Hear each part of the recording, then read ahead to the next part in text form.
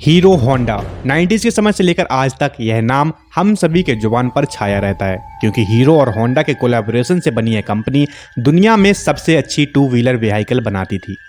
लेकिन यह company profitable होने के बाद भी अलग क्यों हो गई और कैसे होंडा ने भारत की कंपनी हीरो की पीठ में छुरा घोंपा, आज के इस वीडियो में हम सब कुछ जानने वाले हैं।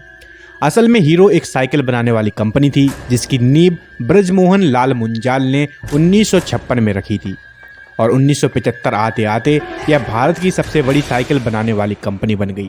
उसके बाद उन्होंने अपनी साइकिल को बड़े लेवल पर विदेशों में भी बेचना शुरू कर दिया और इस तरह साल 1986 आने तक यह कंपनी सिर्फ इंडिया ही नहीं बल्कि दुनिया की सबसे बड़ी साइकिल बनाने वाली कंपनियों में शुमार की जाने लगी।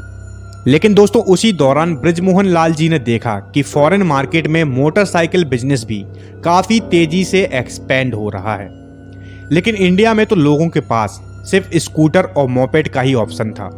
इसलिए वे इस गैप को फिल करने के लिए इंडियन मार्केट में मोटरसाइकिल उतारना चाहते थे।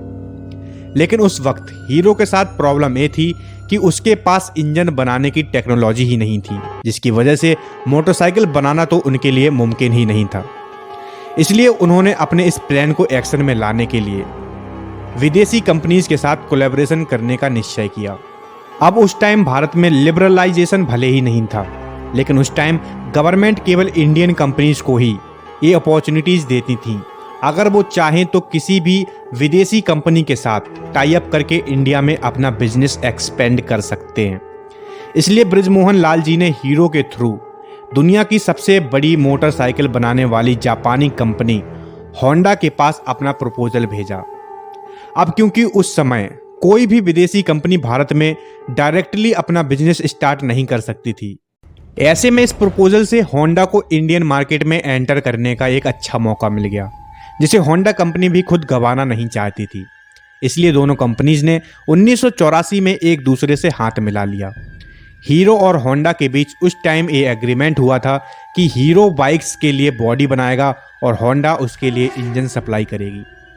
इसके अलावा उन्होंने एक एनओसी भी साइन किया था, जिसके अकॉर्डिंग दोनों कंपनीज एक दूसरे के मुकाबले में अपना कोई भी प्रोडक्ट लॉन्च नहीं करेंगी।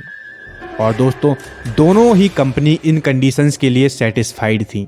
इसके बाद से ये डील फाइनल हो गई और यहीं से हीरो होंडा की शुरुआत हुई।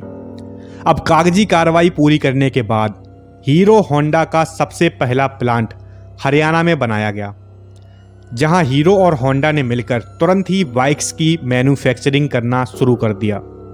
1985 में जब अपनी पहली बाइक CT 100 लॉन्च की तो यह बहुत ही ज़्यादा तेज़ी से पॉपुलर हुई, क्योंकि इंडियन मार्केट में एक तो बाइक का कॉन्सेप्ट भी नया था और दूसरा इस बाइक का माइलेज बहुत ही कमाल का था। इसके अलावा उन्होंने अपनी बाइक को उस प्राइस सेगमेंट पर लॉन्च किया था जो कि हर मिडिल क्लास फैमिली के लिए अफोर्डेबल हुआ करता था। साथ ही इन्होंने अपना मार्केट कैंपेन भी बहुत ही प्रभावित तरीके से तैयार किया था, जहां इनका टैगलाइन था fill it, shut it, forget it, यानी इसमें पेट्रोल फिल करके भूल जाइए। इस टैगलाइन का भी लोगों पर काफ़ी गहरा असर पड़ा और लोग इस बाइक के दीवाने होने लगे थे, क्योंकि अब उन्हें स्कूटर वाला माइलेज बाइक में मिल रहा था। लेकिन उसी दौरान जापानी करेंसी में उछाल आ गया, जिसकी वजह से जितने भी स्पेयर पार्ट्स जापान से मंगवाए जाते थे वे काफ़ी ज़्यादा महंगे होने लगे और हीरो होंडा को अपनी बाइक्स अफोर्डेबल बनाने में काफ़ी दिक्कतें आने लगीं। असल में यहाँ प्रॉब्लम यह थी कि हीरो होंडा के कई सारे कॉम्पिटिटर्स इंडियन मार्केट में आ चुके थे, जैसे सुजुकी, यामाहा, बजाज और TVS। लेकिन यह सभी ब्रांड्स केवल शहरी एरिया में रहने वाले अमीर कस्टमर्स को ही टारगेट करते थे।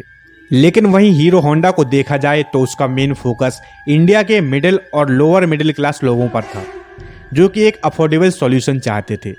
और यही वजह थी कि हीरो होंडा की बाइक्स सिर्फ शहरों में ही नहीं बल्कि पूरे भारत में सबसे ज़्यादा सेल होती थी। और यह सब देखते हुए कंपनी अपनी बाइक्स का प्राइस नहीं बढ़ाना चाहती थी, यहाँ तक कि इसकी वजह से कंपनी को काफ़ी लंबे अरसे तक लॉस का भी सामना करना पड़ा। लेकिन 1980 में जब डॉलर का एक्सचेंज प्राइस रेगुलेट हुआ तो हालात थोड़े सुधरने लग गए और देखते ही देखते एक बार फिर हीरो होंडा अपनी बाइक्स पर प्रॉफिट कमाने लगा और अगले कुछ सालों में कंपनी का प्रॉफिट $10 मिलियन को भी क्रॉस कर गया, जो कि उस जमाने में बहुत बड़ा नंबर हुआ करता था। अब यहाँ तक तो चीज़ें ऊपर ऊपर से काफ़ी अच्छी नज़र आ रही थी, लेकिन अंदर से सिचुएशन बहुत पहले से ही खराब होने लगी थी।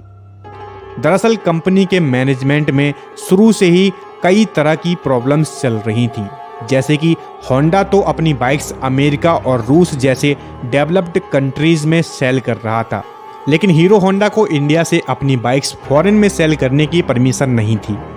यानी एक तरफ तो हीरो साइकिल मैन्युफैक्चरर के तौर पर उस समय दुनिया की सबसे बड़ी कंपनी थी, यहाँ तक कि Guinness book of world record में भी इसका नाम दर्ज था।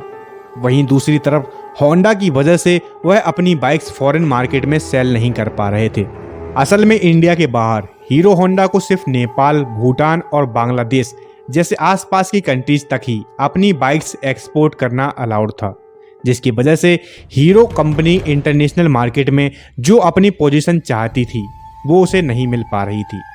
एक तरफ तो होंडा काफ़ी तेज़ी से ग्रो कर रहा था, लेकिन वहीं दूसरी तरफ हीरो एक लिमिटेड स्पेस में ही सीमित होकर रह गया था, जिसकी वजह से इन दोनों कंपनीज के आपसी रिश्ते खराब होने लगे थे।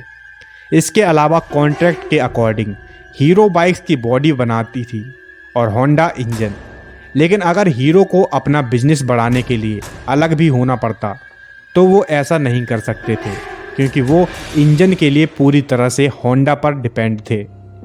हालांकि अब हीरो को ये समझ आ चुका था कि उसे होंडा से अलग होना है तो उसे खुद इंजन मैन्युफैक्चर करना पड़ेगा, इसलिए उसे हीरो होंडा से अपने प्रॉफिट का जितना हिस्सा मिलता था वो उसका एक बड़ा हिस्सा इंजन बनाने में खर्च करने लगे, जिसकी वजह से हीरो और होंडा के बीच में दरार और ज़्यादा बढ़ गई। अब जैसा कि इन्होंने कोलैबोरेशन के समय एनओसी साइन किया था कि ये एक दूसरे के मुकाबले में कभी भी बाइक्स नहीं लॉन्च करेंगे, लेकिन होंडा ने इसके खिलाफ जाकर साल 1999 में इंडिया के अंदर अपनी एक separate company Honda motorcycle and scooter start कर दी और फिर उसी प्राइस सेगमेंट में ही बाइक सेल करना स्टार्ट कर दिया, जिससे पहले ही हीरो होंडा की बाइक्स मौजूद थी। एक तरह से देखा जाए तो होंडा ने अपनी बाइक्स को हीरो होंडा के सामने लाकर खड़ा कर दिया था, जिसकी वजह से हीरो होंडा के कस्टमर्स डिवाइड हो गए थे। इसके कुछ साल बाद होंडा ने एक्टिवा को लॉन्च करके स्कूटर सेगमेंट में भी एंटर कर लिया था। अब अगर देखा जाए तो पूरे मामले में होंडा की पांचों उंगलियां घी में थीं, क्योंकि होंडा की हीरो होंडा से तो कमाई हो ही रही थी, साथ ही अपनी सेपरेट बाइक कंपनी से भी उसका अच्छा खासा मुनाफा हो रहा था। और दोस्तों, इन्हीं सभी समस्याओं को देखते हुए हीरो ने होंडा से अलग होने का फैसला कर लिया और फिर 2010 में जाकर दोनों ही कंपनी हमेशा के लिए अलग हो गई। दोस्तों, हीरो होंडा की इन दोनों कंपनीज के 26% शेयर्स थे, जिसके चलते होंडा कंपनी ने अपने सभी 26% शेयर्स हीरो कंपनी को ही बेचने का फैसला किया। और दोस्तों, हीरो के प्रमोटर ब्रिजमोहन जी ने $1.2 अरब में होंडा के ये शेयर्स खरीदकर अपना खुद का कारोबार हीरो मोटर कॉर्प के नाम से आगे बढ़ाया। अब जब ये दोनों कंपनीज अलग हुई थी तब ज़्यादातर लोगों ने ये कहा था कि होंडा से अलग होकर हीरो मार्केट में कभी भी सरवाइव नहीं कर पाएगी, लेकिन अगर आज की बात करें तो हीरो मोटर कॉर्प को दुनिया की सबसे बड़ी मोटरसाइकिल बनाने वाली कंपनीज में शुमार किया जाता है। तो दोस्तों, आज के इस वीडियो में सिर्फ इतना ही। और अगर आप हमारे YouTube चैनल पर नए हैं और आपने अभी तक हमारे YouTube चैनल को सब्सक्राइब नहीं किया है तो हमारे चैनल को सब्सक्राइब करके बेल आइकन को दबाना बिल्कुल मत भूलिएगा, क्योंकि हम आपके लिए ऐसे ही मज़ेदार वीडियोस लाते रहते हैं। आज के इस वीडियो में सिर्फ इतना ही। आप दीजिए इजाज़त। आपका बहुत बहुत धन्यवाद।